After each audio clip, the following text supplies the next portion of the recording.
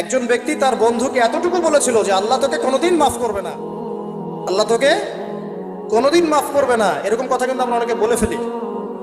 আল্লাহ পাক মৌতের পরে এই দুই ব্যক্তিকেই ডাকবেন, কিয়ামতের মাঠে ডাকবেন। এটা বারজাখে হয়েছে। বলবেন, আমার রহমত নিয়ে কথা বলার ইখতিয়ার তোমাকে কে দিয়েছে? আমি কাকে মাফ করব কাকে করব না, এই কথা বলার ইখতিয়ার তোমাকে কে দিয়েছে? আজকে আমি তাকে মাফ করে দিলাম, তোমাকে জাহান্নামে দিয়ে দিলাম, যাও। অতএব আল্লাহ রাব্বুল আলামিনের এই বিশাল রহমত আমরা পাবো, আশাবাদী ইনশাআল্লাহ। এই কারণে আমাদের প্রথম যে বিষয়টা ফোকাস করতে হবে, আল্লাহ রহমত পেতে হলে আমাদের অবশ্যই বস্তুবাদিতা ত্যাগ করতে হবে। আল্লাহ পাক দুনিয়া পছন্দ করেন না। দুনিয়ার মোহে যারা ডুবে থাকে আল্লাহ এদেরকে পছন্দ করেন।